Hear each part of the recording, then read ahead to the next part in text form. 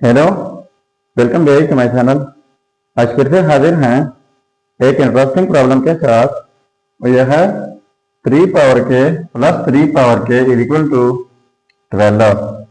इसमें find out कर लेते हैं कि t की क्या कीमत है। चलिए स्टार्ट कर लेता हूँ। देखो 3 पावर के प्लस 3 पावर के, तो ये 2 टाइम्स 3 पावर के है इज इक्वल टू 12। अब बोथ साइड डिवाइड कर लेते हैं 2 से। यहाँ पर डिवाइड बाई 2, यहाँ पर डिवाइड बाई 2, ये कैंसिल आउट। तो 3 पावर के इज इक्वल टू 2 1 2 2 6 12, तो यहाँ पर ये 6 बन जाएगा। अब बोथ साइड लॉग लेता हूँ। इस साइड से लॉग 3 पावर के इज इक्वल टू इस साइड से लॉग लेना होगा 600। ठीक है, इसके बाद लॉग 3 पावर के इज इक्वल टू, और इसी तरह ये लॉग 6 की जगह लिख लेता हूँ 3 क्रॉस 2। अब इन दोनों के लिए हमारे पास लोगरिथम के 2 रूल हैं। वो ये है number 1, log a power x is equal to x log a। यानी जब एक्सपोनेंशियल फॉर्म को log अप्लाई कर लें तो पावर पहले आ जाता है साथ में log a। तो ये रूल इसके लिए अप्लाई होगा। अब इनके लिए रूल है, वो ये है log a cross b equal होता है log a plus log b। यानी जब दो नंबर प्रोडक्ट में हो लॉग अप्लाई कर लें फिर इस तरीके से स्प्लिट किया जाता है। तो ये जो है कि पहले आ जाएगा इस रूल के मुताबिक के log 3 इज इक्वल टू, और इसी तरह इनको इस तरीके से स्प्लिट करना होगा log 3 बीच में प्लस फिर log 2। अब बोथ साइड डिवाइड कर लेते हैं log 3 से। यहाँ पर डिवाइड बाई log 3, फिर इस साइड से डिवाइड करना होगा log 3 से। तो ये log 3 और ये कैंसल आउट जाएंगे। तो x तो के इज इक्वल टू, अब इस log 3 को स्प्लिट कर लेते हैं। कैसे? ये वाला log 3 डिवाइड बाई log 3, बीच में प्लस है, फिर log 2 डिवाइड बाई log 3। तो ये वाले फिर से कैंसल आउट जाएंगे। इसके बाद अब इनके लिए हमारे पास एक रूल है। रूल यह है log a divide by log b equal होता है log to the base b argument a। यानी जब इस तरह का सिचुएशन हो तो इस तरह शॉर्ट फॉर्म में हम इनको लिख सकते हैं।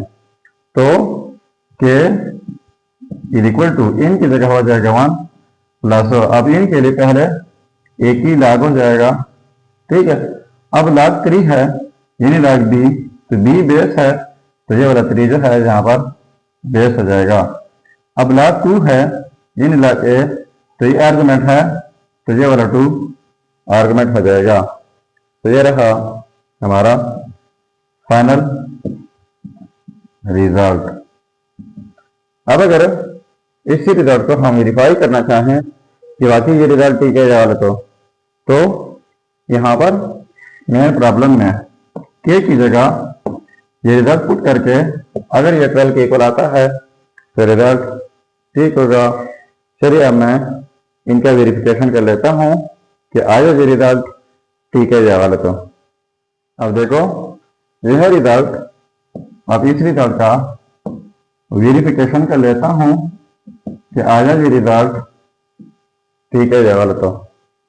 तो 3 पावर के, तो के की जगह ये रिजल्ट यानी 1 plus log to the base 3 argument 2 plus 3 power k, तो के की जगह ये result 1 plus log to the base 3 argument 2 is equal to 12।